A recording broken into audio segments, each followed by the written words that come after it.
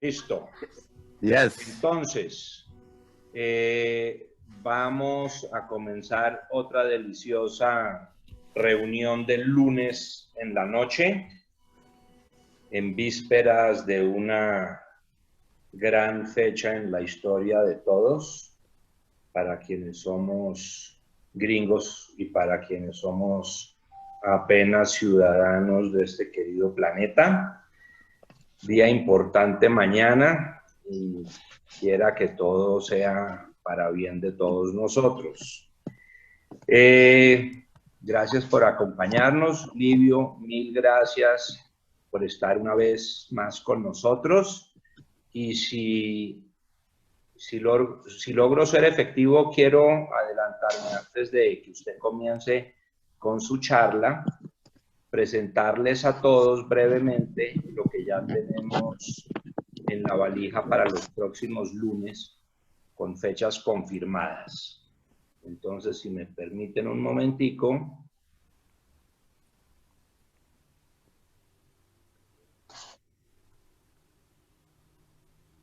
Si están viendo esta, ¿correcto?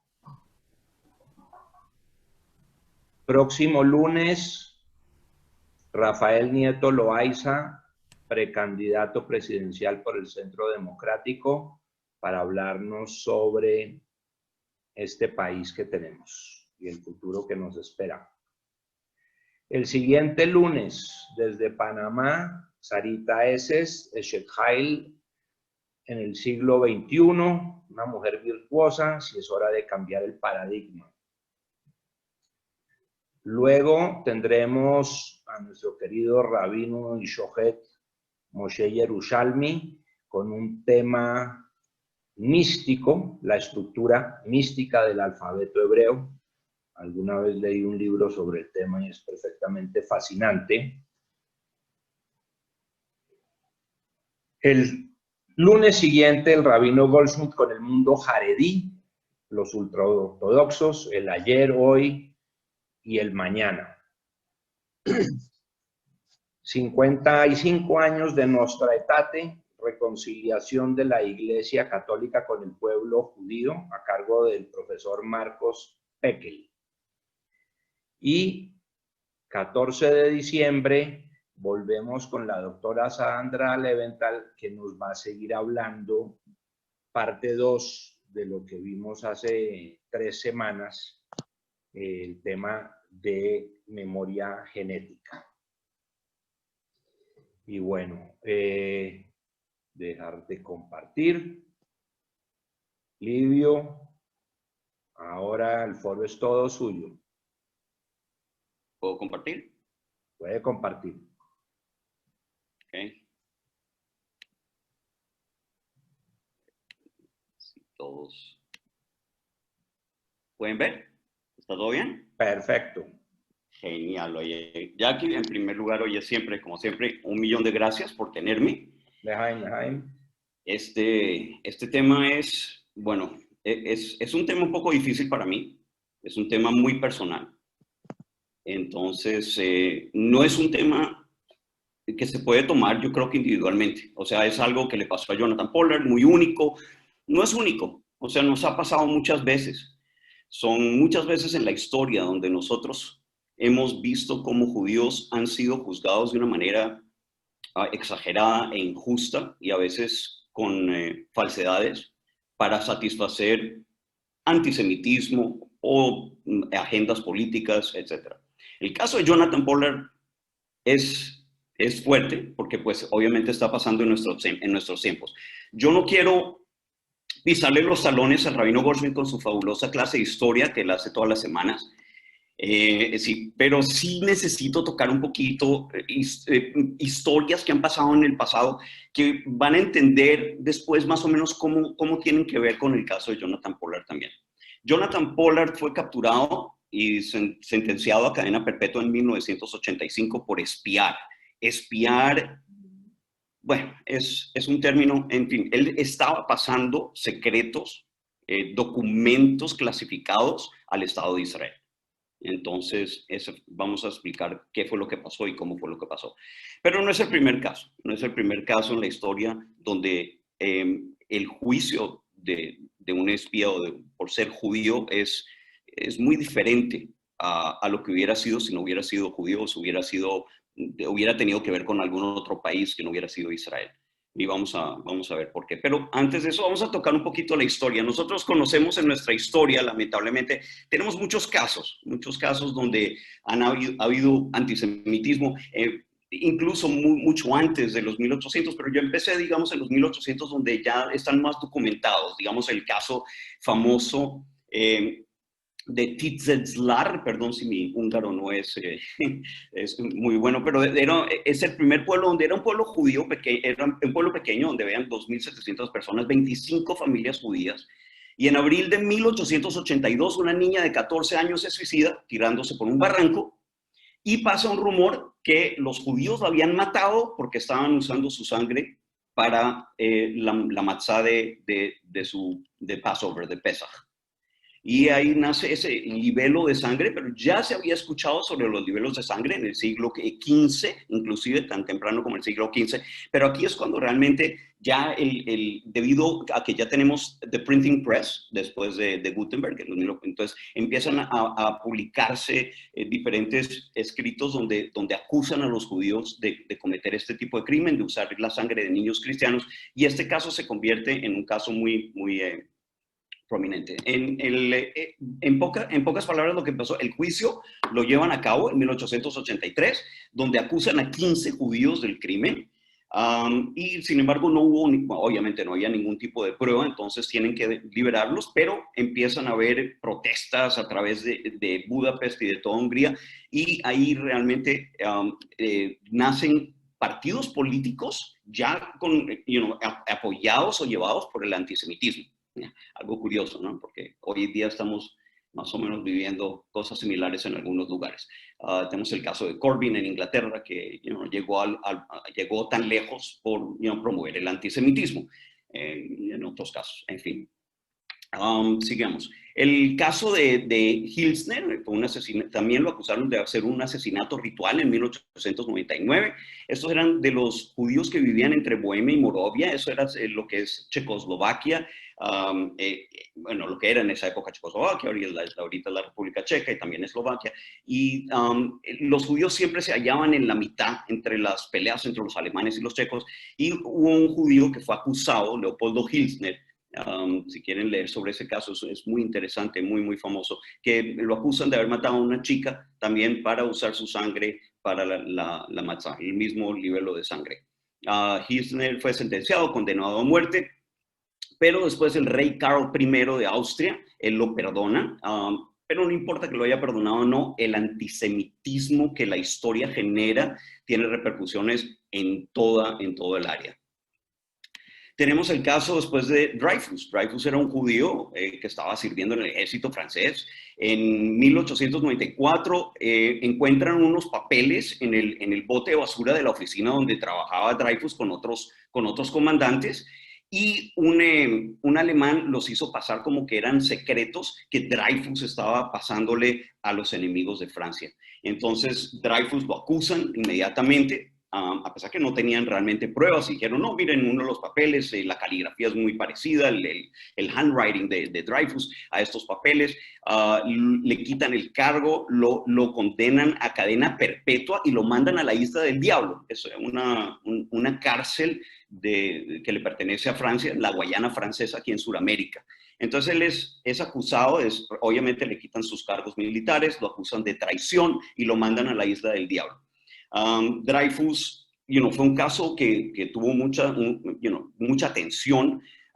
Era un caso que se estaba llevando por el antisemitismo, claramente. George Picard, que era un antisemita, sin embargo, él examina la evidencia después de un par de años.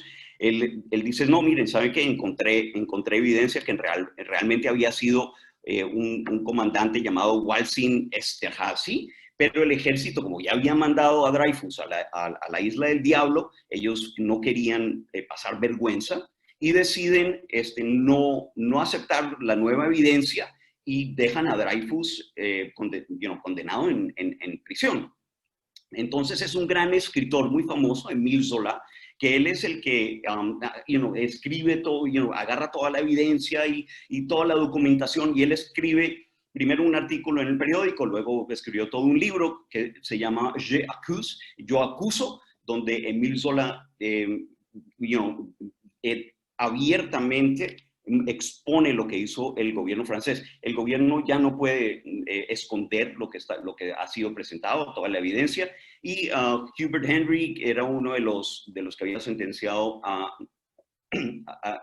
Dreyfus. Él comete suicidio, y después, en 1899, el presidente de Francia perdona a Dreyfus, lo deja regresar, pero no inmediatamente, a pesar de que en 1899 se declara que sí, que Dreyfus no había sido culpable.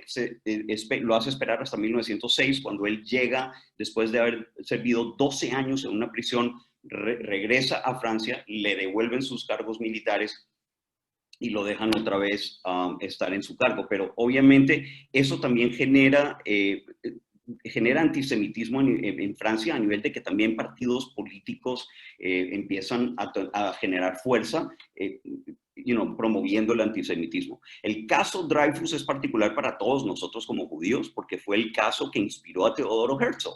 Él decía, ya, no más con esto es horrible, que ya porque era judío, imagínense la injusticia, etcétera, etcétera. Y ahí es cuando él dice, no, los judíos deberíamos de tener un país propio donde este tipo de injusticias no ocurran, donde no tengamos este antisemitismo. Después del caso Dreyfus, está también el caso de Menachem Mendel Beilis, que también fue víctima de libelo de sangre en Rusia. En 1911, el cuerpo mutilado de Andrei Yushninsky, un muchacho de 12 años, es descubierto en las afueras de Kiev. Entonces, inmediatamente acusan a los judíos de estar usando la sangre de los niños cristianos.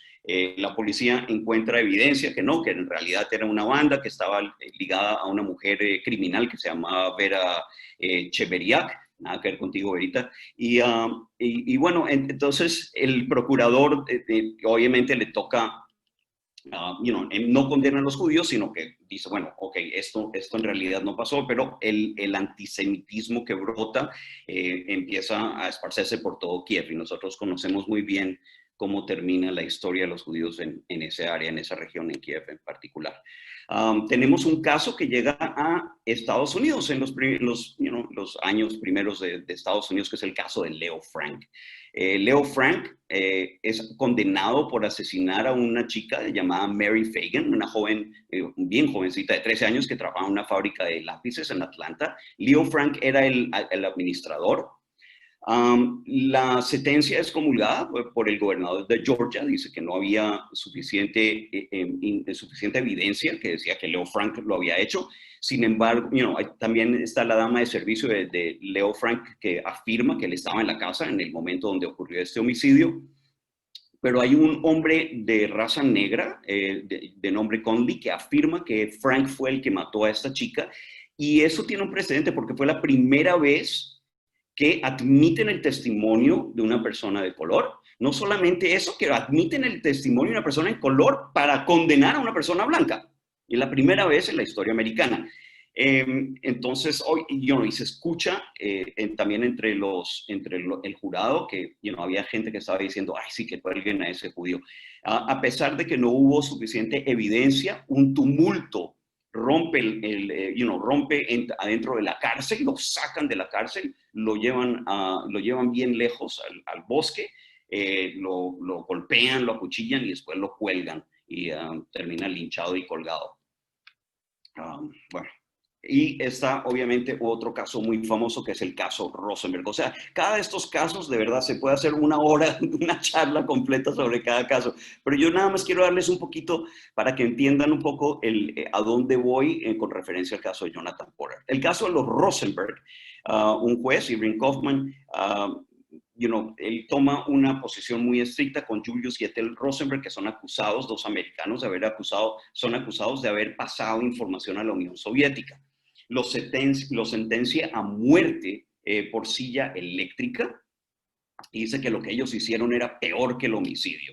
Hubo una campaña mundial, se le pidió a Harry Truman, a Dwight Eisenhower, de que por favor les perdonaran o los dejaran estar en la cárcel, pero ¿cómo así que los iban a matar? Nunca se había matado, jamás se habían matado espías, y no de esta forma, y no, ¿me entiendes? Era una sentencia exagerada. Muchos acusaron de que fue, de que era por antisemitismo también, pero hay muchos que afirman que era en esa época Joe McCarthy era el que estaba promoviendo, digamos, el odio contra los comunistas y que había que tener mano bien fuerte contra esos, y terminan sentenciados y ejecutados los Rosenberg. Esto nos trae al caso Jonathan Pollard. Jonathan Pollard, él servía en el Servicio de Inteligencia de los Estados Unidos, era un analista, y en 1987 hay un acuerdo. Él es atrapado en el 85, en el 87 se forma un acuerdo donde dice, bueno, él se declara culpable porque hay lo que llaman en inglés, y perdonen, disculpen, no sé el término muy bien en español, un plea agreement. Un plea agreement es cuando el fiscal y los abogados de defensa llegan a un acuerdo. Y este acuerdo, los plea agreements en Estados Unidos siempre han sido históricamente y siguen siendo hasta hoy, son firmes. O sea, ya cuando el fiscal y los abogados de defensa llegan a un acuerdo, ambos tienen que honrar ese acuerdo. El acuerdo con Jonathan Pollard era que Jonathan se iba a declarar culpable porque sí había pasado documentos a Israel, y ahora les voy a contar cómo, etcétera, etcétera. Y en cambio, entonces la fiscalía, si Jonathan Pollard se declaraba culpable, la fiscalía iba a recomendar una sentencia menos drástica. Sin embargo, la fiscalía traiciona a Jonathan Pollard, si así lo quieren llamar. Básicamente se reniegan de su acuerdo y lo sentencian a cadena perpetua. Jonathan Pollard, un judío americano, él nace en Texas, pero vive la mayor parte de su vida en South Bend, Indiana, y es arrestado el 21 de noviembre de 1985. ¿Quién era su handler?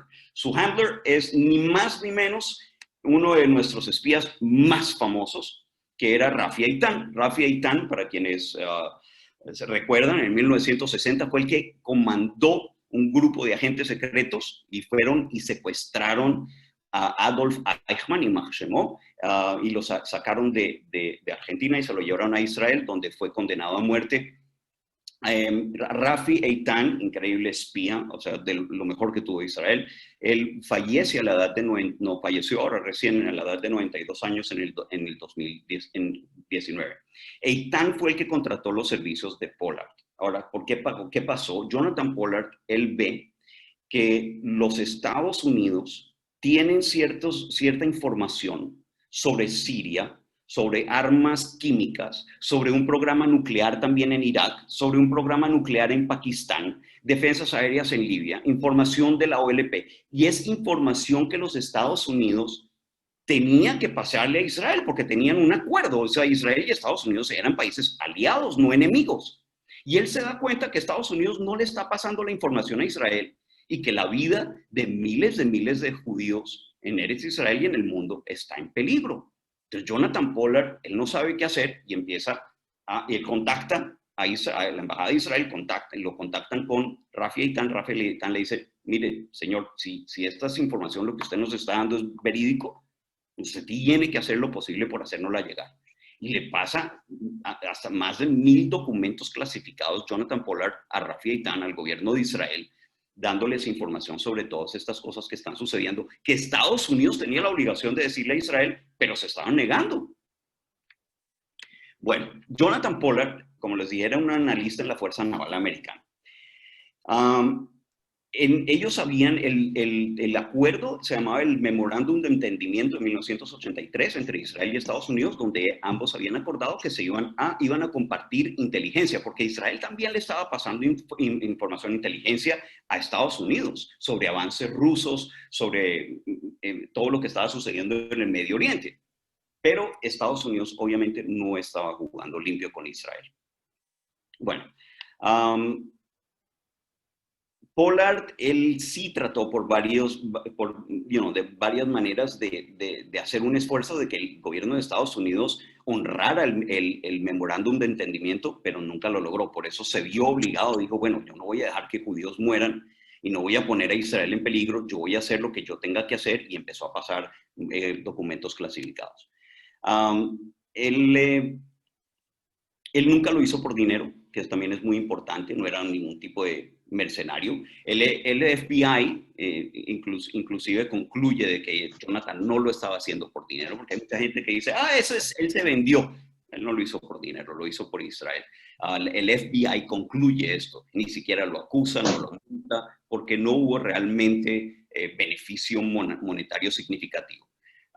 En el 85 él es descubierto.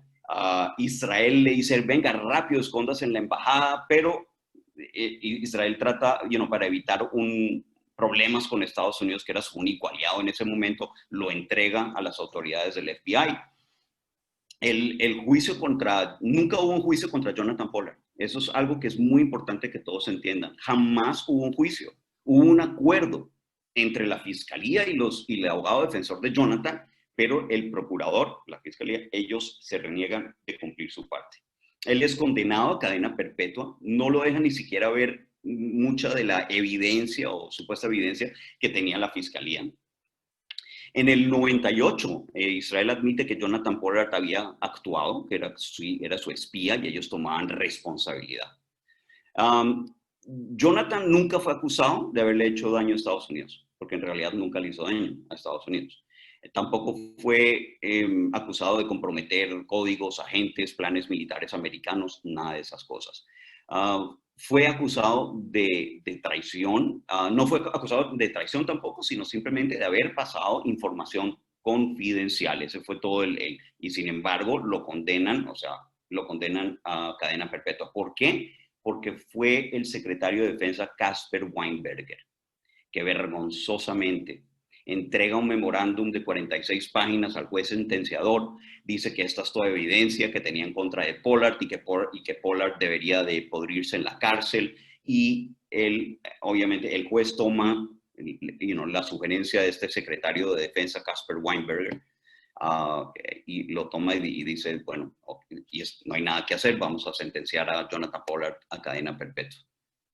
Weinberger entrega otro, y él hizo todo lo posible para implicar a Jonathan, para que de verdad, lo condenaran más fuerte que merecía y más fuerte que nunca se había visto en la historia de los Estados Unidos a alguien que estaba haciendo un crimen semejante. Jamás se había sentenciado en los Estados Unidos a alguien a cadena perpetua por pasar información clasificada a un país aliado. El único fue Jonathan Pollard. La sentencia promedio oscila entre los 2 y 4 años. Al final de la presentación tengo una lista de otros espías que pasaron información clasificada a enemigos, países enemigos, incluyendo el ISIS, Siria, y recibieron sentencias de 4 o 5 años, hasta 6 años. O sea, y esto es, bueno, ustedes harán sus propias conclusiones. El abogado de Jonathan Pollard, él de verdad nunca se supo, o sea, mucha gente dice que lo hizo de a propósito o que le dieron instrucciones de lo que hiciera de esa manera. Hay otros que dicen que simplemente era un tonto y no hizo las cosas bien. Realmente nadie sabe hasta el sol de hoy si fue de a propósito o no. Él era un libanés americano y él tenía que haber, cuando él se dio cuenta que el procurador, la fiscalía, había renegado su acuerdo, él tenía que apelar y tenía solo 10 días para apelar. Esa es la ley en Estados Unidos. Él no apela el caso de Jonathan y Jonathan termina en la cárcel. Son años después con otro abogado que tratan de abrir otra vez una apelación, pero otra vez hay jueces que no le entregan la apelación a Jonathan Pollard, a pesar de que hubo jueces que sí dijeron, por ejemplo, Stephen Williams, que dijo, esta es una injusticia fundamental, esto ¿cómo puede ser? Es una de las injusticias más grandes que he visto en mi vida. El juez Williams, by the way, él recientemente murió a la edad de 83 por el COVID, por el coronavirus, y era uno de los miembros más importantes de la Corte de Apelaciones. Él fue nombrado por presidente Ronald Reagan, perdón. En 1995, noviembre del 95, conocemos esa fecha porque fue la fecha del asesinato de Yitzhak Rabin, pero fue en el mismo mes y año, Israel le otorga ciudadanía israelí a Jonathan, dando a entender públicamente de que ellos se hacían responsable por Jonathan Pollard y que él había actuado en los intereses de Israel y porque Israel se lo había pedido. En mayo del 98, ellos abiertamente, Israel confiesa de que sí le habían pedido a Jonathan Pollard de que le pasara información, etcétera, etcétera. Y Jonathan Pollard se convierte en un peón en el juego de paz entre Israel y los palestinos, que Estados Unidos obviamente siempre había estado tratando de mediar. En esa época el presidente era Bill Clinton, y Bill Clinton tenía un plan de paz que se llama el Y Agreement, y estaba utilizando a Jonathan Pollard también como, mira, le decía al gobierno israelí, si ustedes firman acá, si ustedes conceden a los palestinos, también les vamos a liberar a Jonathan Pollard, y lo usan como un alfil, un peón en este juego político. Bill Clinton le promete a Rabin que tiene que cumplir con una parte del Y Agreement, donde se le promete a los palestinos que Israel va a liberar a 750 de los terroristas más feroces que tienen sangre en sus manos de las cárceles de Israel. Y que si Israel hace eso, libera a los 750 terroristas de las cárceles, entonces Clinton también le va a entregar a Jonathan Pollard. Sin embargo, nunca, cuando se va a firmar el tratado del Y Agreement, nunca lo pasan por escrito. Como recuerdan, Yitzhak Rabin fue asesinado, Shimon Peres toma el poder en Israel temporalmente, hay elecciones, Peres pierde y gana Bibi Netanyahu. Cuando gana Netanyahu justo le toca firmar estos tratados del Y Agreement, y él se da cuenta de que ahí no dice en ningún lado que van a liberar a Jonathan Pollard. Entonces Netanyahu dice, un momento, yo no voy a liberar a 750 terroristas si usted no me da este acuerdo. Sin embargo, había un ministro de defensa, Yitzhak Mordechai, un tipo no muy correcto, y él va como ministro de defensa y él firma los tratados a espaldas de Netanyahu. Mordechai después termina en la cárcel por asalto sexual, etc. Era un tipo de estos, bueno, anyway. Netanyahu tiene que regresar, ya los tratados están firmados, no tiene de otra, él regresa a Israel y tiene que liberar a estos terroristas. Entonces, ¿qué hace? Él agarra y suelta a 200, dice, bueno, va a soltar los primeros 200, pero en realidad suelta a 200 terroristas menores, o sea, no aquellos que tenían sangre en las manos, sino colaboradores, etcétera, etcétera. Clinton obviamente se molesta y se enfada con Netanyahu, etcétera, pero Netanyahu pierde las elecciones. Cuando él pierde las elecciones, sube un general de izquierda, Ehud Barak, y Ehud Barak, completamente lo opuesto de Netanyahu. Ehud Barak está dispuesto a doblarse como un pretzel por Estados Unidos y por quien sea. Le ofrece 97% de Cisjordania a Arafat y a la OLP. Dicen, agarren Judea, Samaria, agarren Hebrón, la mitad de Jerusalén, cojan todo lo que quieran, agarren, le da 97%. Él va y libera inmediatamente a 750 terroristas de las cárceles, terroristas de la OLP con sangre en sus manos, los deja libres. Nunca le pide a Clinton de que le entregue a Jonathan Pollard, y nadie dice nunca nada. Tampoco Netanyahu públicamente humilló a Clinton por haberse renegado. Eso como que lo guardó callado. Dijo, bueno, yo no voy a avergonzarlo en público. Y se evitó quizás un escándalo político, porque Netanyahu sabía que él tenía chances después de Ehud Barak de volver a tomar el poder, y no quería realmente crear un ambiente político negativo para su campo, para el Likud. Anyway, todos sabemos la historia. Yasser Arafat, los árabes nunca pierden una oportunidad de perder una oportunidad, rechazan la oferta de Ehud Barak, pero por lo menos agarran sus terroristas y continúan su terrorismo, y eso hace que también Ehud Barak pierda las elecciones y vuelve el gobierno de derecha a tomar Israel. Sin embargo, no hay, bueno, hubo peticiones, hubo protestas. Yo en lo personal estuve por lo menos en 6 diferentes protestas, siempre pidiendo por la liberación de Jonathan Pollard. Jonathan Pollard terminó sirviendo décadas en la cárcel. Desafortunadamente, 30 años estuvo pudriéndose en una cárcel americana. Hoy por hoy está en libertad condicional, no puede todavía viajar. Es muy triste. Les voy a leer un poquito para que tengan una idea. Fue ahora el 20 de noviembre del 2015, después de 30 años, fue liberado en libertad condicional. Está en Nueva York, él tiene 66, bueno, ahora ya tiene 70 años de edad. Él tiene que andar siempre con un GPS en su muñeca, no se puede alejar mucho de la casa donde están sus bases. La batería no le dura ni siquiera lo suficiente para poder ir a la sinagoga en Shabbat. O sea, puede ir un ratico y ya el ratico le está sonando y tiene que regresar. Su esposa Esther, lamentablemente, está muy enferma de cáncer metastásico y está tratando de sobrevivir. Jonathan tiene que estar en su casa de entre 7 de la noche y 7 de la mañana, que para nosotros hoy, en el 2020, es muy normal, pero estamos hablando de que él sirvió 30 años en una cárcel y desde el 2015 él está cumpliendo con estas restricciones y no puede ir, no puede nada. Miles y miles de personas, miles y miles de judíos en Israel están esperando su llegada, están esperando que algún presidente lo perdonen porque fue una condena exagerada y absurda a más no poder, pero desafortunadamente aún no llega.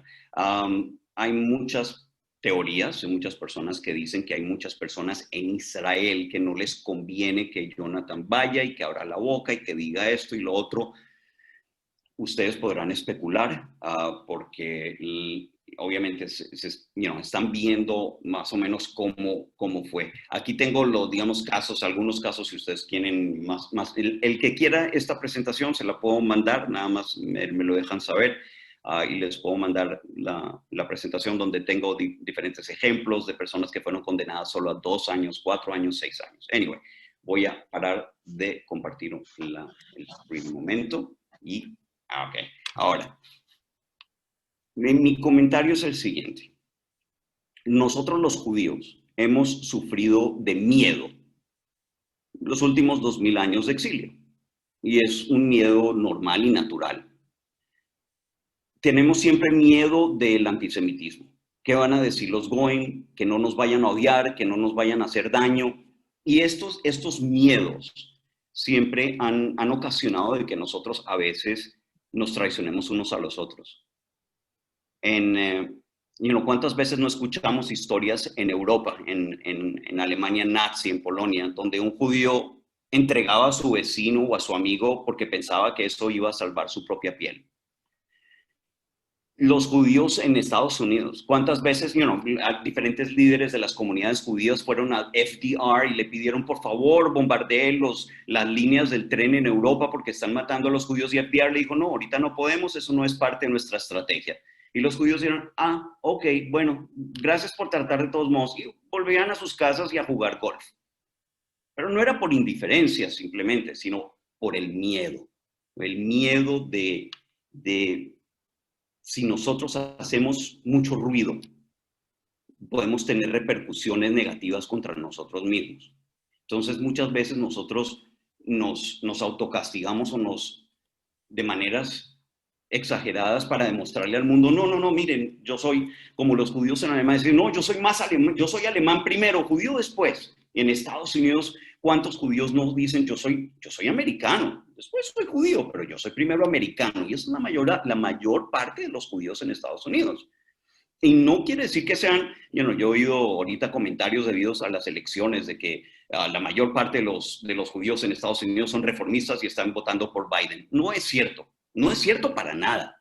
La mayor parte de los judíos americanos no son reformistas. La mayor parte de los judíos americanos son judíos que no son afiliados. Ellos no están afiliados ni con los reformistas, ni conservadores, ni ortodoxos. Ellos Para ellos sería lo mismo entrar a un Chabad que entrar a una sinagoga reformista. Simplemente son americanos y se identifican más con Estados Unidos. Y tienen miedo de que si se van a identificar con Israel, ¿cuál es el miedo más grande? Le llaman en inglés dual loyalty, lealtad dual, se puede decir. Entonces ese es el miedo más grande, que los acusen de tener una lealtad dual, que tienen lealtad a Israel y tienen lealtad a su judaísmo más que a su país, que le tienen más amor. Entonces, ¿qué hacen muchas veces? Tenemos el caso de Ruth Bader Ginsburg, que recientemente falleció, que ella tomó parte en una de esas cortes de apelaciones y votó en contra de Pollard, ¿no? Mostrarle al mundo que yo soy americana primero y no voy a, y solamente porque es judío no lo voy a ayudar, porque van a decir favoritismo y van a... lamentablemente, sufrimos de estos miedos y a veces son justificados, porque como les mostré en los primeros slides de la presentación, muchas veces cuando hubo acusaciones de cosas que los judíos estaban haciendo o no estaban haciendo, acusaciones incluso falsas, las repercusiones fueron revueltas antisemitas en contra de todos los judíos, porque los antisemitas no hacen diferencia si son los que apoyaron o no apoyaron, hicieron o no hicieron, a ellos no les importa. Anyway, me encantaría poder hacer esto un poquito más dinámico y contestarles preguntas. Estoy aquí para ayudarlos, si tienen alguna pregunta, algún comentario sobre este caso, que para mí es un caso increíblemente interesante y personal, y estoy para ustedes. Muchas gracias, Livio, y como siempre, soberbia la presentación, dinámica, muy al lugar. Tengo mis comentarios, pero quiero comenzar con Moisés Asís, hoy en un fondo verde. Creo que Moisés nos puede compartir de manera íntima ciertas anécdotas del caso. Moisés está en mute, puede eso. Ya. Bueno, yo conocí el caso de Jonathan Pollard, como todos ustedes, ¿no? Por la prensa, la información sesgada, siempre había el disgusto de que Israel había abandonado a Pollard, no le había dado el apoyo que debía, más bien había renegado de Pollard en los momentos más difíciles. Yo en el año 93, exactamente el día de la noche de Rosh Hashanah, del año 93, conocí en la sinagoga, a dos israelíes que se me acercaron, conversaron conmigo y me dijeron que les gustaría que yo conociera al jefe de ellos. Ellos estaban empezando... la sinagoga, don Moisés? En La Habana, Cuba. En Cuba. Ellos estaban empezando un negocio de desarrollo de los cultivos cítricos en la provincia de Matanzas, y iban a hacer todo el ciclo de producción, ¿no? Producción, exportación, todo, comercialización, a través de los mercados que allá Israel tenía establecidos. Entonces estuvimos conversando un poco. Yo no sabía quién era el jefe de ellos. Esa noche, o sea, a pocas horas, me reuní con ellos y conocí al jefe. El jefe era Rafi Eitan, ya un hombre mayor, muy agradable, hicimos un buen rapport, conversamos afablemente, nos hicimos amigos aparentemente, pero yo sabía el background de Rafi Eitan y le expliqué, ¿no?, que él parece que estaba interesado en contratarme, ¿no?, para trabajar en la compañía de BM, que tenían o tienen en La Habana. Yo le expliqué que yo en 2 semanas salía de Cuba definitivamente, posiblemente Israel o Estados Unidos, no estaba definido el destino, Y bueno, él se sintió defraudado, ¿no? O frustrado, ¿no? Bueno, que me cayó bien, mira, se va, no va a estar en Cuba. Bueno, me fui, nunca más supe de él, no tuve más noticias, bueno, no tuve noticias directas. Le conté esta anécdota a un amigo periodista norteamericano, judío, que iba a Cuba, iba a La Habana a hacer reportajes sobre producción, distintos temas de interés mundial. Y yo le dije, mira, vete a ver a Rafi Aitán, le di los datos, el teléfono, la dirección, todo. Y este amigo se apareció en la oficina. Cuando mencionó mi nombre, le abrieron las puertas, muy bien, usted qué desea. Pero el periodista empezó a hacer preguntas, ¿no? Sobre todos los planes que había de cítricos, de esto, de exportación, que se mantenían en secreto hasta ese momento. Y prácticamente lo sacaron a patadas de la oficina, ¿no? El periodista llegó acá a los Estados Unidos, publicó un reportaje con fotos y todo sobre los convenios de cooperación, ¿no? De Israel y Cuba. Yo sabía que este convenio de cooperación iba a fracasar, por una experiencia personal. En mi único viaje a Israel, yo regresé a Cuba con propuestas de inversión y comercio. Prácticamente el Estado de Israel le garantizaba a Cuba el suministro de todos los insumos que le hiciera falta para la agricultura. O sea, el famoso embargo no iba a tener razón de ser. El Estado, o sea, compañías israelíes privadas, no el Estado de Israel, compañías privadas israelíes iban a proveer todo lo que a Cuba le hiciera falta en agricultura, todo.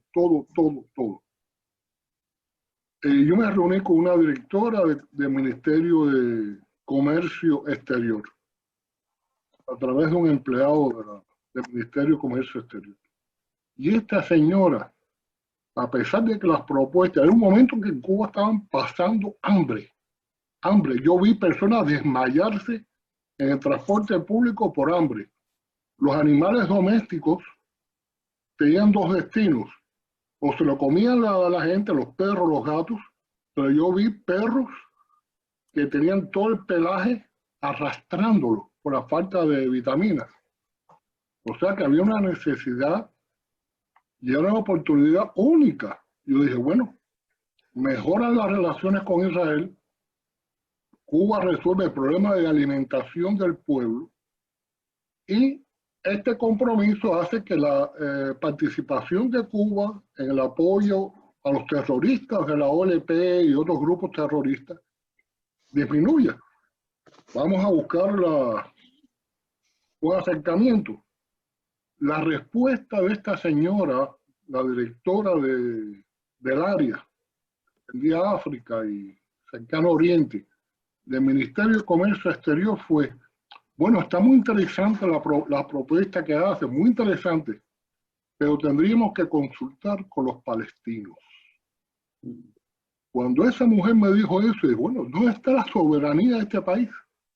¿Dónde está la soberanía? Eso fue un jarro de agua, ¿no? Y por eso, poco después, cuando ocurrió la reunión con Aitán, yo sabía que eso, como pasó a la larga, se aprovecharon de los israelíes, hicieron uso de todo el conocimiento, de todos los canales comerciales a través de Brasil, de Holanda. Y actualmente en Cuba no hay cítricos. Los cubanos no saben lo que es una naranja. Y por eso dijo, bueno, vamos a divulgar esto a través de este periodista. El periodista actualmente vive en Tel Aviv, hizo aliyá hace poco tiempo, vive en Israel. Pero fue una experiencia muy interesante.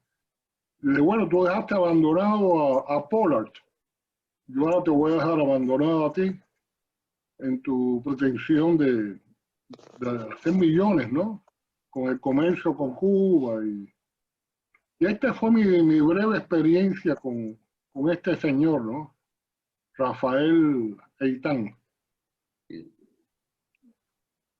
Wow, qué historia. Ya aquí no te oigo. Muchas gracias, Moisés. Danny Henry, you want to ask a question?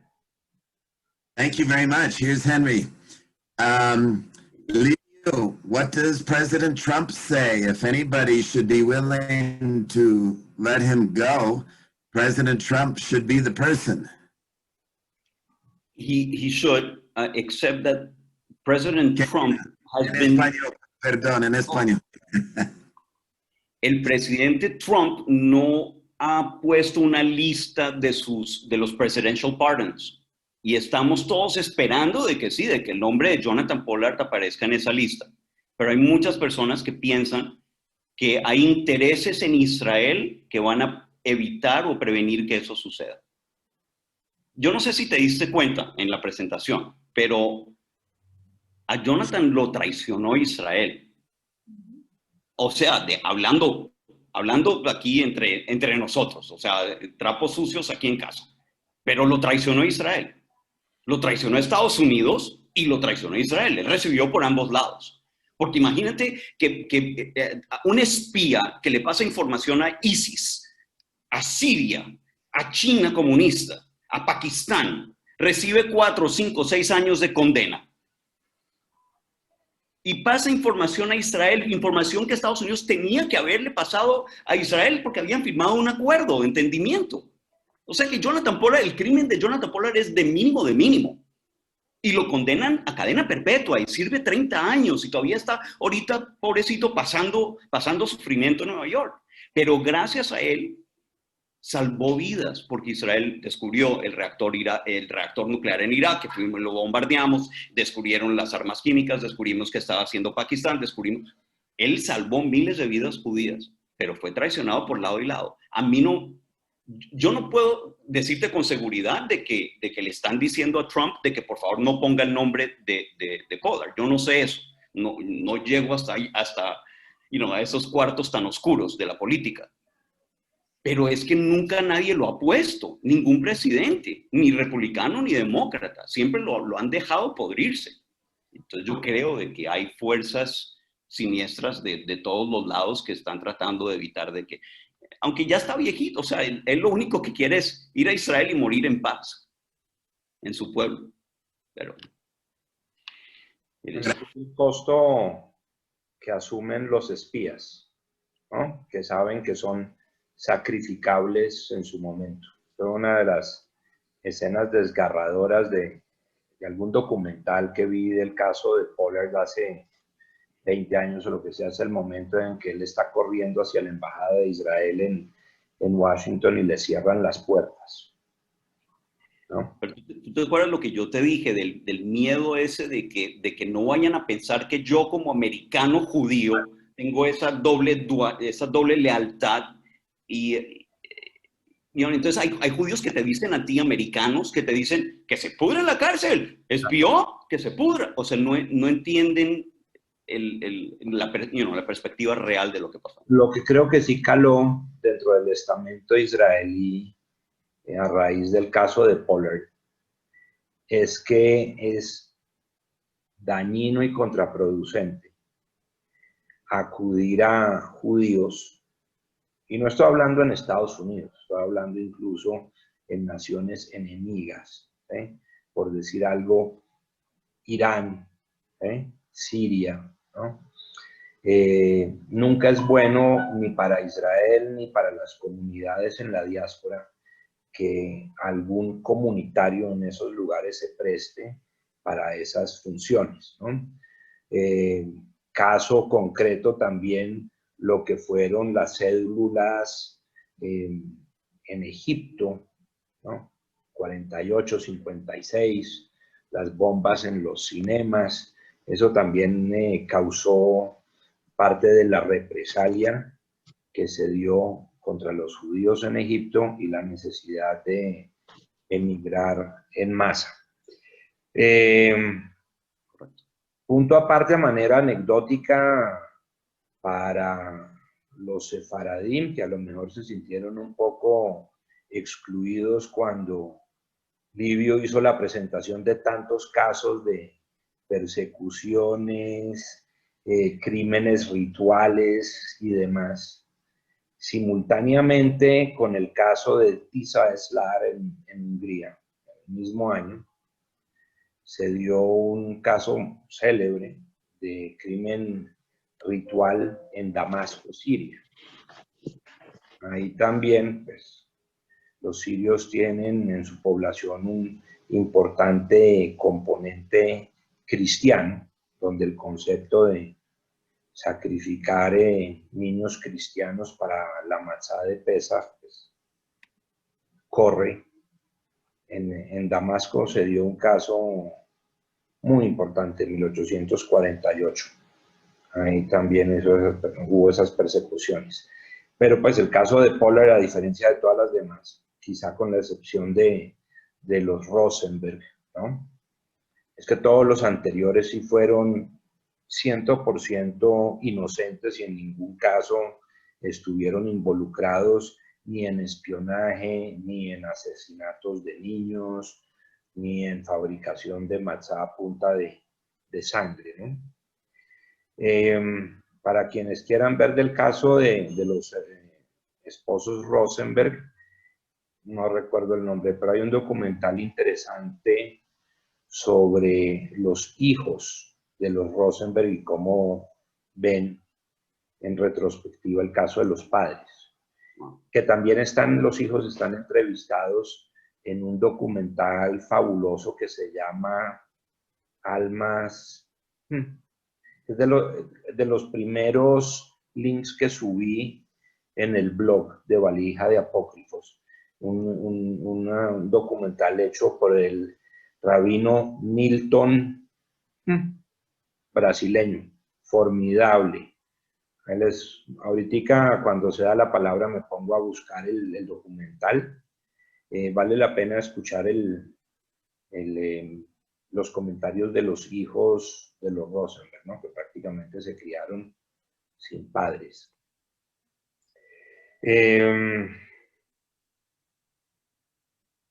Y Caspar Weinberger, ¿no? Que justo hoy estaba inspirado escribiendo algún futuro artículo para el blog, ¿no? El caso de los renegados, ¿no?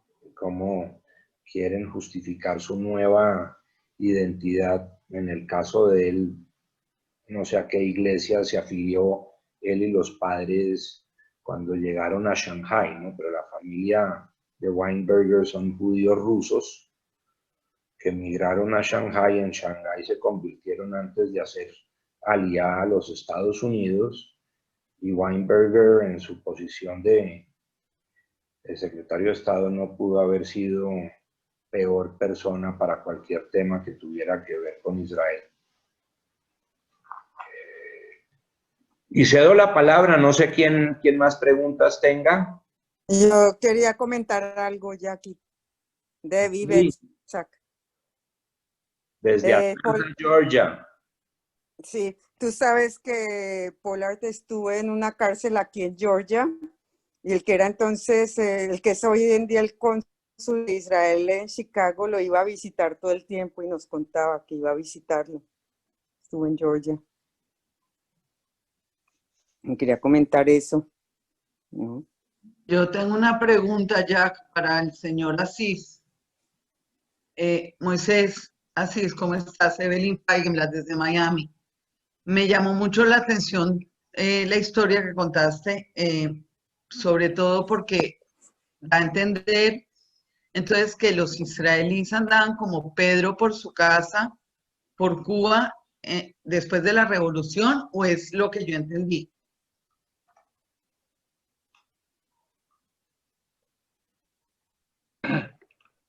No, al contrario, desde el año 59 hasta el año 67, el comienzo de la Guerra de los 6 días, hubo muy buenas relaciones entre el gobierno cubano y el Estado de Israel. Enviaron becarios cubanos a estudiar a Israel, técnicas de cítricos precisamente, sistemas de regadío, otras cosas. desde el año 67 hasta el 73 mantuvieron relaciones diplomáticas, pero Cuba estaba muy involucrada en el apoyo a los palestinos. Envió incluso, entrenó en territorio cubano a miles y miles, yo tenía la cifra, fueron más de 6.000 terroristas palestinos fueron entrenados en Cuba. Cuba apoyaba todas las resoluciones hasta el día de hoy condenando a Israel, todas, en la UNESCO, en Naciones Unidas, siempre. Por fin ya en el año 70, la propaganda en los diarios cubanos era terrible. Yo he escrito sobre eso y tengo algunas publicaciones sobre el tema. Publicaba incluso libros claramente antisemitas. Por ejemplo, La Tesis, un libro por Mahmoud Abbas, el jefe de la Autoridad Palestina, fue publicado en Cuba, una editorial cubana que es del gobierno, ¿no? En Cuba no hay editoriales privadas. Es un libro completamente antisemita. Y como eso se publicaron varios. El año 73 ya fue claramente la hostilidad de Cuba hacia Israel. Enviaron tropas al Golán. Yo conocí al general israelí que estaba en el Golán en aquel momento y me contó la participación de tanquistas cubanos. Y han estado hostiles. Cuba se convirtió gratuitamente, porque Israel, al contrario, Israel no se metió con Cuba jamás. Le ofreció ayuda en muchas cosas. Pero Cuba gratuitamente, pensando sacar beneficio de los árabes, dijeron, no, árabes, igual petróleo, vamos a buscarnos un padrino poderoso. Estuvieron todo el tiempo del lado de los países más extremistas. Después, en el año 73, rompieron relaciones y en los años 90, principios 90, hubo un acercamiento entre israelíes y a título personal, aparentemente. El primer acercamiento fue con Chabad de Brasil. Fue un grupo de rabinos de Chabad a La Habana. Como Chabad es antisionista, lo recibieron muy bien. Les permitieron hacer todas las actividades. Después fueron aisladamente. Y así el único grupo importante que yo recuerdo fue antes de irme de Cuba definitivamente, que fue, como digo yo, en el otoño del 93, esta compañía que puso Rafi Eitan en La Habana. Creo que todavía existe. Se llama compañía GM. GM está en la Tercera Avenida en Miramar. Ahora no recuerdo la dirección exacta. Sé que después ha habido intercambio, había algún tipo de colaboración, pero no tengo detalles. Yo perdí contacto con Cuba completamente. Nunca más he vuelto, no pienso regresar jamás. Y no tengo información de qué estaba pasando. Pero sí sé que, por ejemplo, sobre todo grupos de MAPAM, grupos izquierdistas, sí han estado promoviendo turismo de israelíes a la isla. Han ido muchos israelíes de turistas. Es lo que sé.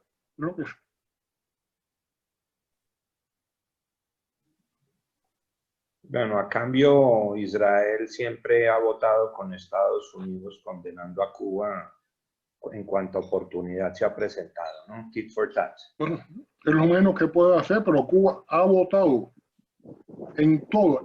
Mire, yo estaba en Naciones Unidas la noche en que se discutió anular la resolución de Naciones Unidas de sionismo igual racismo. El discurso más ridículo que se pronunció esa noche fue el embajador cubano. Más ridículo. Y Cuba fue uno de los pocos países que votó en contra de eliminar la resolución. O sea, Cuba en todos los foros, en todo, hasta el día de hoy, en todos, condena a Israel y no tiene nada que ver con el asunto del embargo. Porque Cuba, Israel particularmente, nunca ha apoyado el embargo. Siempre le ha ofrecido comercio, le ha ofrecido cooperación técnica en agricultura, en temas civiles. O sea que ha sido Cuba quien ha sido hostil hacia Israel gratuitamente. Evita la pregunta que si acá han llegado recibos de la parte de estudio. Germán, no se le oye. Germán, ¿quiere hacer una pregunta? ¿Aló? Sí, ya, disculpa, ¿me escuchas? Sí, señor. Germán Montes desde Montería, Córdoba. ¿Sí está ahí o no? Muchas gracias. Sí, señor, muchísimas gracias. Buenas noches por la invitación. Fue algo que dijo el señor de Cuba, el señor León, es el nombre, ¿verdad? Moisés. No tengo conocimiento. Moisés. Jabad es antisionista abiertamente como lo es Tatmar o como lo es Naturin Carta o es liviano. Abiertamente. ¿Quiere contestar esa? Luego yo también quiero opinar. ¿Contesto? Bueno, el movimiento Chabad no es antisionista para absolutamente nada. O sea, el movimiento Chabad lo que pasa es que no apoya a lo que llamaríamos nosotros Medinat Israel, digamos el gobierno, la política israelí en sí, en manera formal, pero el movimiento Chabad ama a Israel, apoya la Aliyá, apoya a los que quieren vivir en Eretz Israel, o sea, ellos jamás se prestarían para alguna actividad anti-Israel o antisionista, jamás. Los ultra jaredín son movimientos muy pequeñitos, los que son realmente antisionistas, como los Neture Karta que queman la bandera de Israel el día de la independencia, etcétera, pero eso es un número muy pequeño, en mi opinión, un número muy pequeño de Meshiknikovs, pero bueno, cada uno con su sopa, me imagino yo, pero es un número muy pequeño los que son realmente antisionistas.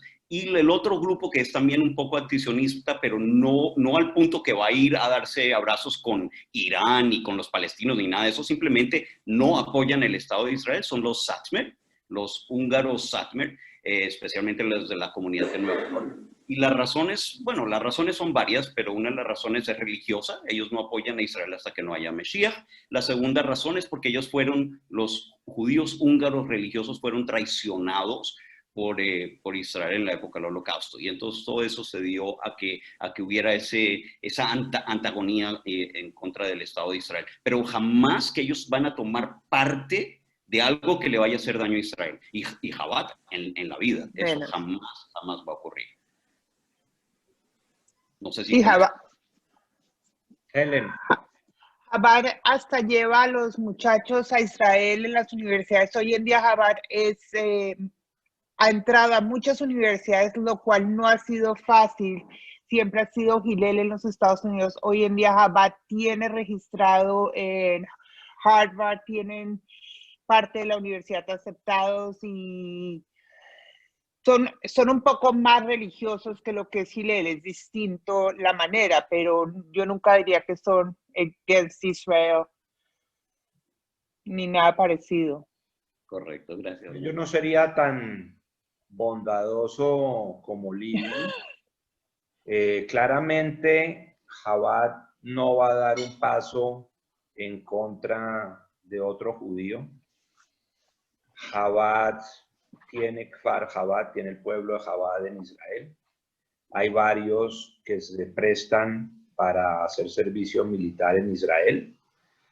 Chabad no va a ser declaradamente sionista mientras que Israel sea un estado no regido por la halajá en términos mesiánicos, y en eso comparte con el resto de los movimientos hasídicos. Para mi gusto, junto con Breslev, controversiales con temas sionistas. Jabad ha entendido divinamente bien que para hacer la mitzvah que hace, por ejemplo, en universidades gringas o en pueblos distantes, en países de la ex Unión Soviética, donde el judaísmo estuvo prohibido por 70 años, pues tiene que mostrarse amable con los temas israelíes. O sea, claramente en comunidades como la nuestra en Colombia, en Estados Unidos, en Panamá, en Chile, donde más tenemos gente que nos acompaña hoy acá, pues no pueden ser abiertamente críticos de Israel. Entonces son, en términos de kashrut, yo diría que son más bien parve. Dani, ¿quería comentar algo? ¿O era just un thumbs up? No, I was just chuckling at the comment that somebody just made. No comment. ¿Alguien más tiene alguna pregunta, comentario? Bueno. Espero que les haya gustado. Yo quiero Rosita, comentar algo, Jackie. Rosita hizo un comentario antes. Exacto. Que lo Por traiga. favor, eso es lo que quiero comentar. Jackie, dale tú. No, el comentario es suyo, el micrófono es suyo. Livio, me parece que fue un poco fuerte que tú compararas a los judíos que hoy en día denuncian a los otros judíos con los judíos que en la Shoah denunciaban a otros judíos. Creo que la comparación no cabe porque ninguno de nosotros puede juzgar a los judíos que estaban en la Shoah y por qué ellos defendieron su vida. Gracias, Rosita, por tu comentario. Disculpa si eso fue como te llegó a ti el comentario. Yo lo que estaba hablando era de los temores judíos, de cómo algunos judíos reaccionaban para salvar sus vidas por el temor al antisemitismo y el temor a los goyim. En ningún momento estaba haciendo una comparación porque obviamente no tenemos nada con qué comparar, gracias a Dios no existe, y mucho menos en Estados Unidos. A lo que me refería era que muchas veces ese sentimiento de que yo voy a hacer algo para demostrar que yo soy más americano, soy más alemán, soy más francés, para no tener ese antisemitismo, ese tipo de apaciguamiento, pero en ningún momento fue una comparación, simplemente fue un ejemplo de casos, y ese fue un caso extremo que se llevaron a cabo de esa manera. No los estoy juzgando tampoco, o sea, como dices tú, las experiencias que ellos vivieron, la vivieron y cada uno tuvo que hacer lo que tuvo que hacer para sobrevivir. Espero que eso haya aclarado un poquito. Ok, gracias. Con otro de los comentarios de Livio sobre el sentimiento de los judíos ortodoxos húngaros de Transilvania, los Satmer y demás. No sé de dónde saca el comentario que se sintieron traicionados por Israel. Yo personalmente, con lo que conozco de húngaro que soy, ¿no? Si algo pasó fue que algunos de sus líderes se autotraicionaron. Es decir, y de eso tengo un artículo que prontamente voy a volver a publicar en La Valija, sobre el caso puntual del Munkacher Rebbe, por ejemplo, ¿no? Yo que soy nieto de alguien que viene de Munkach. El Munkacher Rebbe, como tantos otros hasídicos, en su momento bastante antisionistas, no fomentaron la emigración de judíos desde sus Stadtler, ¿no? De las regiones de Europa Oriental, por el miedo a llegar a lugares ateos, sodomitas, sacrílegos, como podía ser las democracias de Estados Unidos y el sionismo secular izquierdista que se estaba organizando en Israel, ¿no? Entonces, muchos judíos terminaron tristemente en Auschwitz porque no tuvieron el visto bueno de sus rebes para emigrar a lugares liberales, ¿no? Tristemente, cuando la cosa se le puso color hormiga al Munkacher Rebbe, él sí se permitió emigrar a Nueva York, ¿no? Donde tienen su centro y florecieron inmensamente para felicidad de todos, ¿no? Pero el punto del artículo que tengo es precisamente cómo la moral cambia cuando se vive o se sufre en pellejo propio, ¿no? No, Jackie, estoy muy de acuerdo, pero mira, errores garrafales ocurrieron a través de toda Europa. Tuvimos a Jabotinsky viajando de shtetl en shtetl, previniendo a todo el mundo, y lo agarraban a veces a tomates. Le decían, no, sal de aquí, estás exagerando, esto nunca va a pasar. Y no le hicieron caso y terminaron en las cámaras de gas. En el caso de Hungría yo me estaba refiriendo un poquito más, no sé si conoces el caso de Kastner, y cómo Israel podía haber elegido entre salvar a miles y miles y miles de húngaros y terminó salvando a un número pequeño de oligarcas. Entonces ese es un argumento quizás que lleva a que algunos se sintieron traicionados. Pero ese puede ser tema para otro.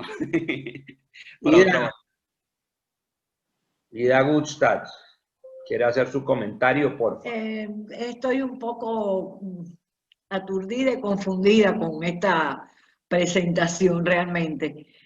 Al principio quería hacer una pregunta, pero bueno, después quedó aclarada con los debates, pero sí ahora estoy de acuerdo con lo que dice Rosita, porque de verdad que es muy difícil juzgar lo que alguien hizo en un momento determinado. Yo no puedo decir yo no hubiera hecho eso porque yo no estuve en ese momento, por lo tanto me reservo la opinión me reservo el juzgar lo que alguien hizo en un momento determinado, tanto en la época de la Shoah como con Jonathan Pollard, como en cualquier circunstancia, porque hay que estar en el momento y en el lugar para saber qué va a hacer uno, ¿no? Es muy difícil juzgar y hacer comparaciones en épocas y situaciones diferentes. Yo pienso que hay que cuidar mucho de esas comparaciones. Solamente, digamos que estoy pensando en voz alta, ¿no? Gracias, Jack. Estoy de acuerdo contigo, Ida. Otro comentario que hace por acá del amigo Lamet.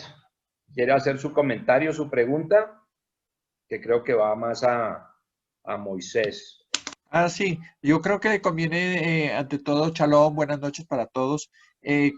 Sería interesante ver lo que pasó con el asesor de la USAID, Alan Grossman, que estaba estableciendo un puente de comunicación para la comunidad judía en Cuba, y lo detuvieron por eso, porque está prohibido hacer ese tipo de cosas en Cuba. Y lo otro que nos queda, que se nos escapó, fue de un espía suizo en favor de Israel, que fue Alfred Fraunich, que ayudó a la toma de los planos de Mirage 5 para hacer los Kafir, y los motores también, ¿no, Livio? Entonces es muy interesante ese señor, porque a él sí lo juzgaron solo por 4 años y no le dieron más sanciones, y fue una falla de seguridad muy grande que ayudó a Israel con el Kafir. Claro, de acuerdo, 100%, pero lo que pasa, yo no lo mencioné porque la sentencia de él, digamos, no fue exagerada, no tuvo ese sabor antisemita o ese sabor, digamos, el que tuvo Jonathan Pollard, que le dieron por lado y lado de una manera completamente injusta. Esa fue lo único, ¿no? La razón que no lo traje a colación. ¿De su vida? Livio, sería por ser juzgado en Europa, que era menos la sanción, ¿no? Luego posiblemente. Una hora de su vida. ¿Y quién subió el pero? La rezandera, la señora y la niña. ¿Y tú por qué subiste a pie? ¿Por la plata? Obvio. 22,000 pesos. ¿Aló? Y además llegué voy a... Apaguen por favor los micrófonos. Sí. A los Andes. Voy a silenciarlos. Todos caminando despacito. Y me tomo la palabra para volver a comentar de lo que, mientras que me levanté un momentico y oí el caso del suizo y la copia de los planos de los Mirage. Lo bonito de ese caso es que el suizo no era judío. Cuando lo contactaron para entregar los planos de los Mirage, él lo que pidió fue como un severance payment, porque sabía que en algún momento lo iban a coger en el sentido colombiano para los amigos del sur, y se iba a quedar sin trabajo, entonces necesitaba con qué mantener a la familia, pero él cuando fue contactado por la Mossad dijo que con gusto lo hacía porque estaba convencido de la causa.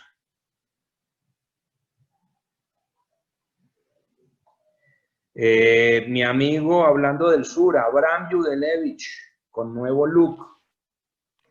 Muchas gracias. Es el look veraniego, como corresponde, ¿ah? Y como estamos metidos en Israel, así parezco un israelí más.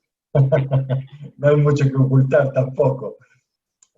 No, solamente quería felicitar a Livio porque dio una excelente presentación. Me parece que estuvo extraordinariamente bien estructurada, en términos de que al principio me sentí un poco perdido, pero después dije, no. Livio tiene un plan muy claro, una ruta muy clara, y nos está hablando de todos estos casos de la prehistoria para llevarnos hoy día y darnos un punto bastante más allá de lo que yo esperaba recibir. Así que Livio, te felicito, porque realmente súper interesante, muy bien expuesto, y me deja pero una amargura muy grande en términos de cómo un personaje como ese puede estar pasando hambre y penurias económicas, habiendo tantos millones de judíos, no solo en Estados Unidos, sino que en el mundo, que si cada uno diéramos $1, el tipo tiene la vida comprada hasta el último día de su vida sin necesidad económica. Pero, no sé, como tú estás un poco más ligado, a lo mejor me cobrarás mi $1 cuando lo estimes conveniente y podemos hacerla. Quiero también sugerirles un libro de un señor que se llama Roland Bergman, que es un periodista muy conocido en Israel, muy conocido, muy respetado en inteligencia, y él escribió un libro que se llama Target Killings, asesinatos absolutamente dirigidos y que tiene sustento halágico y del Talmud, donde va planteando por qué al matar a alguien, un enemigo del pueblo, absolutamente dirigido, va a evitar miles o millones o decenas de muertos inocentes.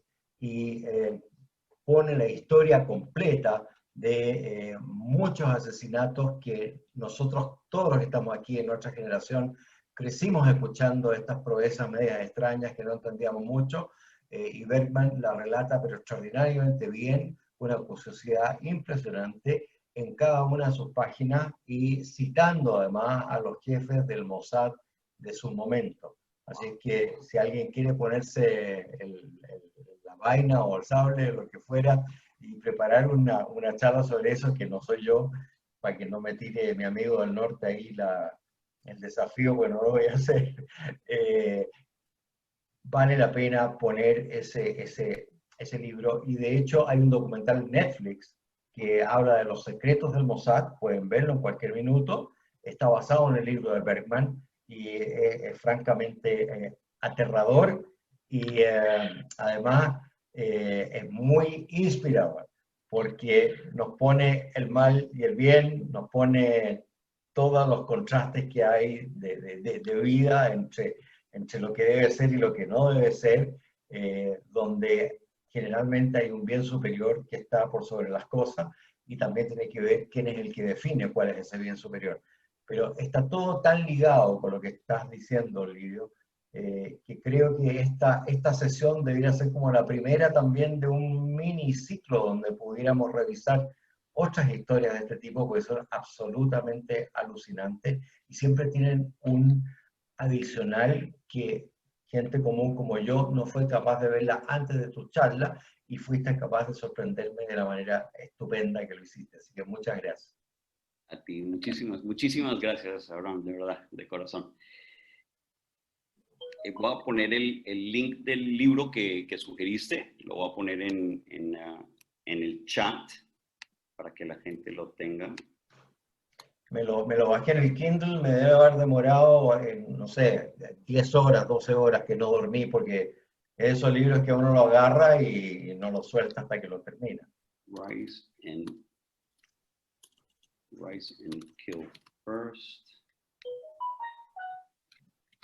The Secret.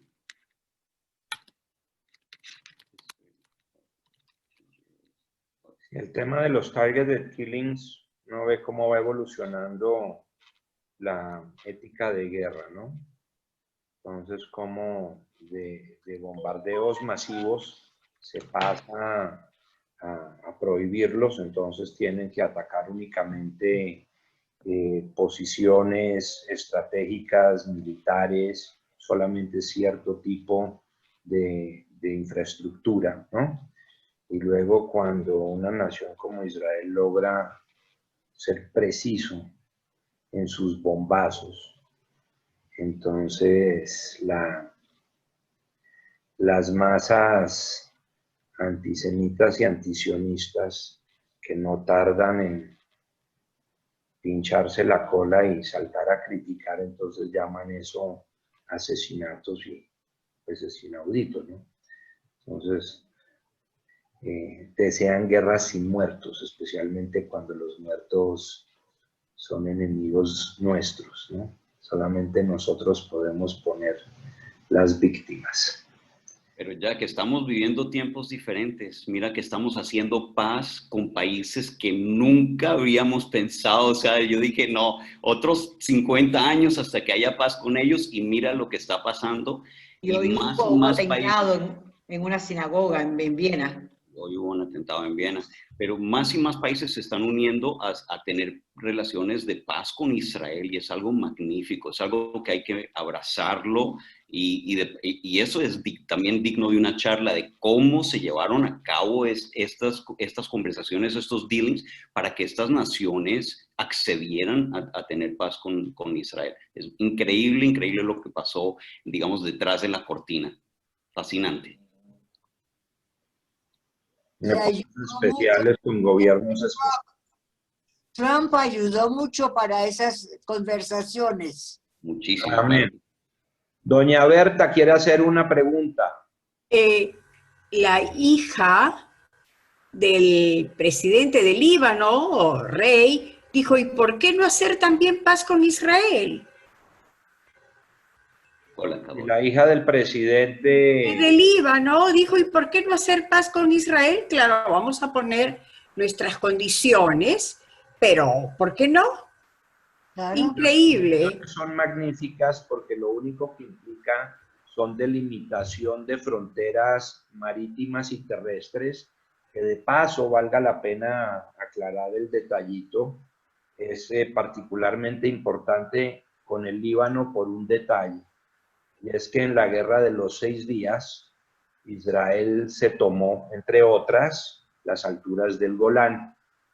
En las alturas del Golán, la esquinita más al sur de ese territorio se llama los Sheva Farms, las fincas de Sheva, que es un terreno agrícola que se tomó de los sirios. Luego vienen las guerras con Líbano, las diferentes invasiones desde mediados finales de los 70s y la definitiva del 82. Y en un juego de ajedrez calculado, Siria le cedió la soberanía de Sheva Farms a Líbano. Y entonces, si bien Israel se retiró unilateralmente y de manera completa del Líbano, incluso aceptado formalmente como tal por nuestro némesis de tanto tiempo, las Naciones Unidas, los libaneses, entiéndase Hezbollah, ha usado el argumento de las fincas de Sheva, que es pues, un poco de hectáreas nada más, o sea, es lo que aquí se llama una finca de flores en la sabana de Bogotá, además, algo intrascendente. Pero eso lo siguen usando como argumento para decir que suelo soberano libanés está siendo ocupado por la entidad sionista. Entonces, la teoría diría que si se resuelve los diferentes limítrofes con el Líbano en tierra y en el mar, que ahorita tiene el componente de la importancia de los yacimientos de gas, es que jazitos los de Hezbollah se quedarían sin argumento. Jackie, mandé el link de Mossad a tu chat para que lo publiques en el... te lo mandé al WhatsApp para que lo publiques. Y finalmente me robo la palabra para hacerlo a Livio. De Facebook. Le hago un comentario a Livio sobre el caso de Kastner. Curiosamente, en mi logia de Bnei Brit tenemos una hermana que es la Chofi Kastner, que es sobrina de este señor Kastner, y conoce la historia al revés y al derecho por los hijos de Kastner, quienes han estado luchando por la reivindicación de su padre y que finalmente lo reivindicaron en Israel. Y la película está en Amazon Prime. Es una película alucinante que debe durar 90 minutos. Es formidable. Claro. Voy a buscarla también y me comprometo a mandársela para que Jackie la comparta. Es muy buena. Se perdió Abraham la primera charla que dio Livio, en que entre otras comentamos precisamente lo que fue el caso Kastner, que esa querida familia Kastner de Chile eventualmente se casó, hizo maletas y llegó a la República de Colombia. Correcto. Exactamente. En Israel hay una calle que lleva el nombre de Kastner. Correcto. Y una hija es diputada en el Congreso, en la Knesset. Y es muy conocida en Israel. Pero la controversia existe. La controversia todavía no se ha... Sí, claro. El libro que la hizo muy famosa, el caso Kastner, el libro fue Perfidia, de Ben Hecht. Ben Hecht escribe Perfidia, trae el caso de Kastner, trae también el Alta Elena, que nadie habla, a nadie le gusta hablar lo que pasó con el Alta Elena, él trae a colación muchas cosas que no nos gusta, o sea, nos gusta, el mugre debajo del tapete. Lo que sabemos del Alta Elena es cuando bajamos a la playa Ben Gurión en Israel y vemos ahí un monumento que hay en el paseo peatonal del Alta Elena. Eso es todo. Pero no queremos conocer. Que vale la pena convertirlo en una charla acá, ¿no? Los muertos de Alta Elena fueron dos cubanos, dos judíos cubanos, amigos de mi padre. Beitar de Cuba. Amigos de mi padre de la adolescencia. Fue un grupo numeroso de cubanos a luchar, ¿no? Con el GUN. Sí. Y dos de los cubanos fueron asesinados por la Haganah. Esa es la triste historia. Acá en Miami hay un señor que fue de los cubanos de la Alta Elena, actually Livio. Él es el suegro de tu primo Ari, el que es rabino, Ari, el esposo de Tania. Eli Hochner. Eli Hochner, ese. Él es suegro de Eli Hochner. Claro, yo tuve, Moisés, tuve el honor de tener a seis cubanos de Beitar en mi casa. Eso fue en los años 80, cuando vimos el documental de la Alta Elena, y ellos se vieron a sí mismos y lloraban, porque una de las imágenes era cuando ellos estaban llevando a uno de sus compañeros que le habían disparado y lo estaban llevando en camilla. Dice, ese soy yo, y lloraban. Ellos, estos cubanos judíos de Beitar, después de haber sido recibidos a balazos por judíos, se regresaron, terminaron todos, estos terminaron en Miami, nunca más pisaron Israel. Triste, triste. En el museo que hay del Irgun en Tel Aviv, yo traté de buscar los nombres de ellos, de los cubanos, y no encontré, por lo menos en aquel momento, que acababan de crear el Museo del Irgun. Y hay un libro publicado en Miami por Jacobo Alberto Forma, que fue uno de los combatientes cubanos del Irgun, sobre toda la historia, ¿no? Cómo fue que salieron, todo lo que pasaron. Viene el listado de todos los cubanos que participaron en aquel evento, ¿no? Muy triste.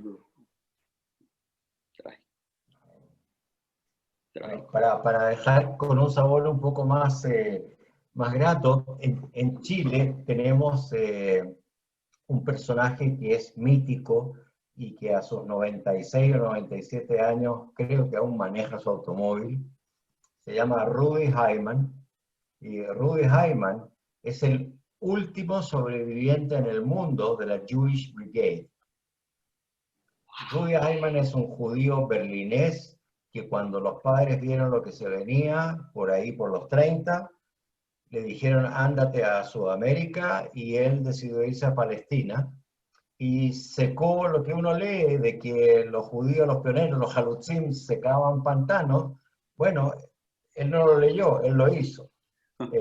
Es uno de los fundadores del kibutz Ein Gev, que está en el Kinneret, y cuando estaban secando los pantanos, vieron que el Africa Corps venía acercándose cada vez más hacia el Cairo, y comenzaron a armar un grupo para sumarse a las fuerzas británicas para ayudar a contener el avance nazi, y así nació la Jewish Brigade. Y él terminó liberando Italia, y terminó además en el momento, trabajó en inteligencia, y terminó liderando todo el bloque de interrogadores, y entre las personas que tuvo que interrogar como prisionero de guerra estaba Anwar el-Sadat, que después lo invitó a Egipto cuando era presidente, a él y a un colega de él de la milicia, y adicionalmente estuvo involucrado en la detención después de la capitulación de la Segunda Guerra Mundial de los italianos, del general Graziani, que era el comandante de la fuerza italiana, y él lo relata con un garbo y con la caballerosidad de la guerra de los profesionales de antaño. No me quiero comprometer, no me pidan la palabra, pero si logro ubicarlo en esta época, es un poco difícil además con la pandemia, si logro ubicarlo a Rudy, le hablo del grupo y a ver si lo tiento a dar una charla, porque él ha dado testimonios de la guerra en televisión, él está permanentemente haciendo asbará, es un personaje maravilloso y sobreviviente único de la Jewish Brigade. Yo creo que sería un privilegio. Voy a hacer el mejor esfuerzo a ver si logramos hacer algo. Wow, qué lindo. ¿Algún otro comentario? ¿Estamos bien así entonces? Les recuerdo el próximo lunes, mismo horario, 8 de la noche de Bogotá, con Rafael Nieto Loaiza, precandidato presidencial por el Centro Democrático. Un cambio de giro en la temática acá, pero claramente algo muy importante para la mayoría de nosotros acá en Colombia o vínculos colombianos o Latinoamérica no tan propensa a dar cambios, ¿verdad, Abraham? Así es. Entonces, por favor, los espero a todos nuevamente el próximo lunes, 8 de la noche, Rafael Nieto Loaiza. Y a Livio nuevamente, mil gracias. Este siempre es su canal. Gracias a todos por responder. Livio, ponlo en Facebook. Ponen en Facebook para ver la propaganda y participar. Me encantó, Livio, excelente. Gracias, y gracias por permitirme Muchísimas gracias. compartir. Y gracias a todos, Jackie, nuevamente. Tu Bobe y mi Bobe eran primas hermanas. Ay, Dios mío. La Bobe Silvia y mi Bobe Bran eran primas hermanas. Claro, yo conocí a tu papá, a tu mamá, a tu tío José. Y entonces ella también venía de Yedenitz. Claro, de Yedenetz, por supuesto, la fábrica de jabones, todo, yo sé todo. Claro, yo me acuerdo. Yo me acuerdo. ¿Tú eres de Yedenetz? ¿Tu familia es de Yedenetz? ¿A Marian le preguntas o a quién le preguntas? Sí, sí, porque dijo se acuerda, entonces digo... No, Marian se acuerda de la fábrica. ¿También de Yedenetz? Aquí en Bogotá, no, yo soy Yeque. Ah, Yeque. Yeque. Ok. Livio, mil gracias. Gracias, Alito, hombre. Muchísimas gracias. Gracias, Livio, una muy vez más. amables. Siempre muy interesante todas tus charlas, Livio. Súper interesante. Muchas gracias, Livio. Muchas gracias, Jackie, también. Gracias por dejarme compartir con ustedes. Livio, como siempre, un gran orador, oye. Gracias. Buenísimo. Yo voy a tomar los correos y los que me pidieron que les mande la presentación de PowerPoint. Yo te lo voy a mandar por correo. Anótame a mí también, por favor. A todos. Gracias. A todas Livio, me las anotas también, por favor. Ahí las a Salo. A Salo es Boker Tov. Bokerto. Vea que ahora se va a volver a... ¿Cómo compré la pijama? Ay, Abraham también, ¿no?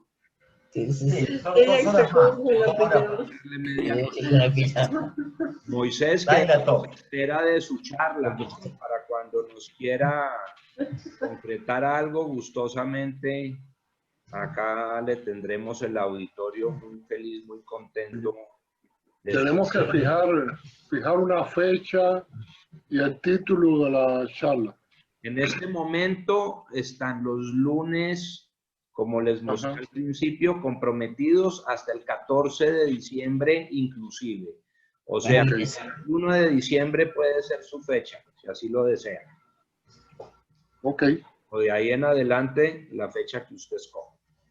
¿Vale? Jack, yo quiero saber, en la pasada hubo un doctor que hacía regresiones. ¿Se recuerdan? Creo que era de apellido Cohen. Y él dijo que había escrito un libro con todas sus experiencias de regresión. Moisés. Pero, ¿quién es? Soy yo. Es el mismo Moisés que ahora está de fondo azul. La vez pasada tenía un fondo azul. Fondo azul. Doña Regina. Está regresando. Regina, yo le mandé el nombre del libro, Regina. Ay, bueno, gracias. El libro está disponible en Amazon. Se titula Parapsicología e hipnosis experimental. Yo le mandé el título. Lo pueden buscar con el nombre. Buscan por el nombre y lo pueden conseguir en papel, o sea, impreso, o en versión digital. A mí me gusta impreso. Sí. Hay otros libros que pueden interesarle, otros temas. Por ejemplo, tengo un libro sobre el abuso y la negligencia con los ancianos en Miami, específicamente, basado en 18 años de trabajo, investigando casos de abuso, explotación, negligencia, a adultos, mayormente ancianos, personas incapacitadas. E hizo un libro que puede interesarle a mucho porque basado en hechos reales, solo cambio los nombres de las víctimas y de los victimarios. Y para que conozcan toda la maquinaria, a veces tenebrosa, ¿no? A veces el lucro hace horrores. Ahora con la pandemia de COVID, la mayor parte de las personas fallecidas fueron ancianos que estaban en instituciones, en centros de de vida asistida y al abandono. En España, el dueño de una cadena de televisión aquí en Miami, descubrió que en España a los ancianos en los hospitales la orientación era no tratarlos, dejarlos morir, simplemente. Y él fue víctima de eso, lo que familiares y personas influyentes lograron sacarlo y salvarle la vida. Pero hay muchas historias que creo que podrían interesarle, ¿no? Todas las variantes que hay de abusos, de explotación, sobre todo explotación, negligencia en la comunidad y en instituciones. El libro se titula Vulnerables, una historia miamense de amor. Si quieren les escribo el título acá en el chat.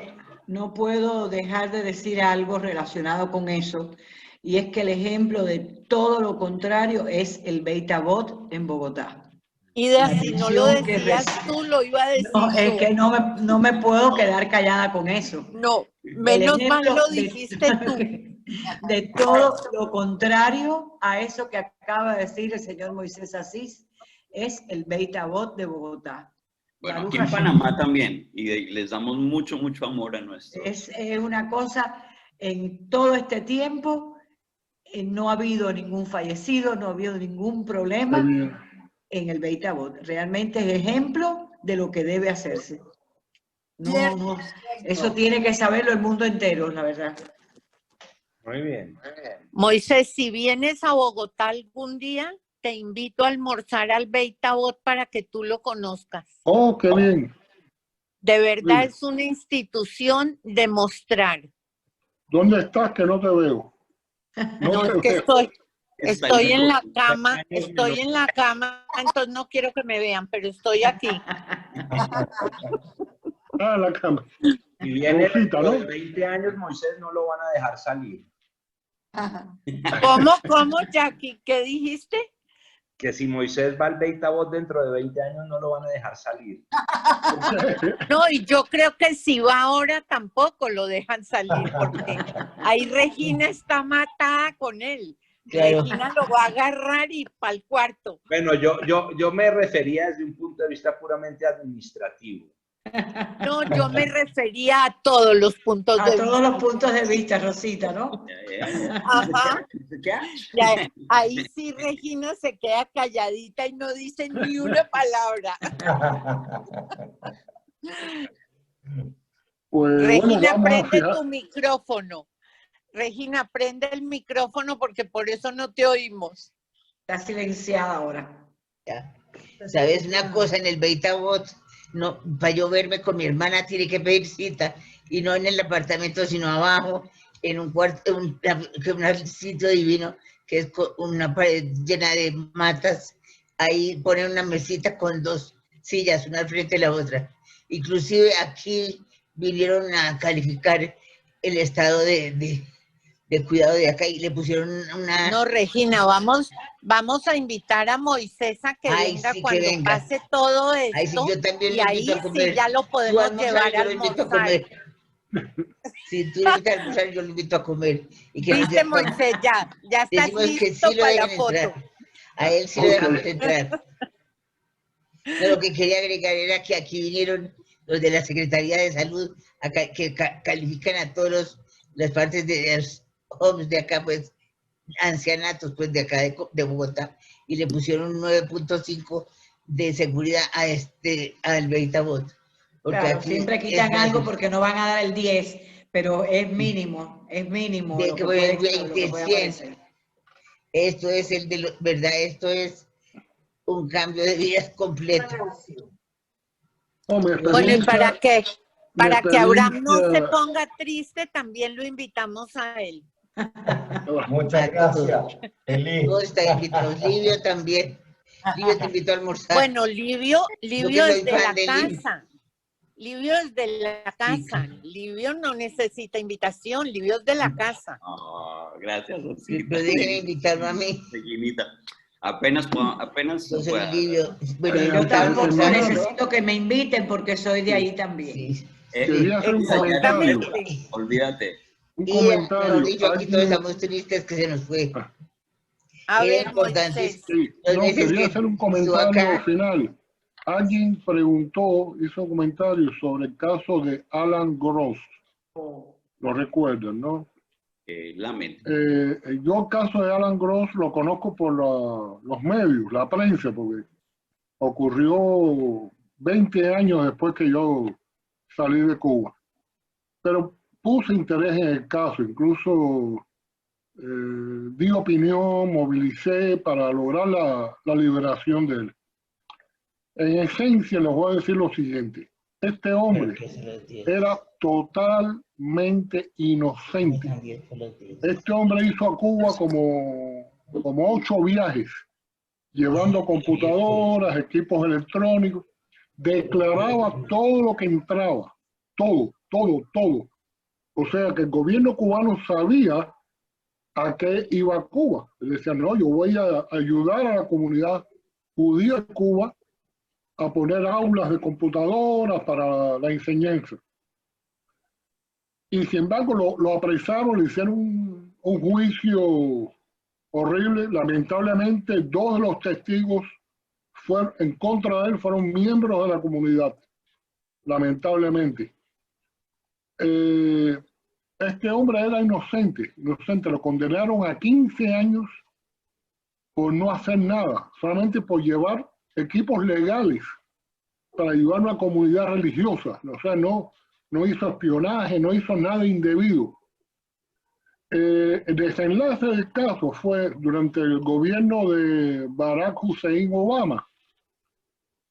Había un grupo de espías cubanos, que estaban condenados algunos a cadena perpetua por hechos de sangre, habían matado gente inocente, habían hecho espionaje en bases militares, eran delitos calificados como terrorismo, homicidio, estaban condenados a cadena perpetua. Y Obama, para congraciarse con el régimen cubano, les ofreció al gobierno cubano soltar a estos espías a cambio de Alan Gross. A mí me molestó mucho eso, porque era cambiar un hombre inocente, hacerle asumir una culpabilidad que no tenía a cambio de espías, ¿no? El intercambio no era justo. Había que soltar a Alan Gross de por sí, y lo otro después negociarlo. Alan Gross vive en estos momentos en Tel Aviv. Yo me negué incluso a aceptarlo como amigo en Facebook. No me gustó porque hizo declaraciones a favor del gobierno cubano y no me gustó. Se prestó al juego de Obama, al juego de los Castro, y no me gustó eso, ¿no? Uno tiene derecho a salvar su vida, pero hay límites. Y vive en Tel Aviv. Incluso este periodista que yo mencioné trabajó mucho por la liberación de Alan Gross. Se entrevistó con la esposa de él cuando él estaba preso.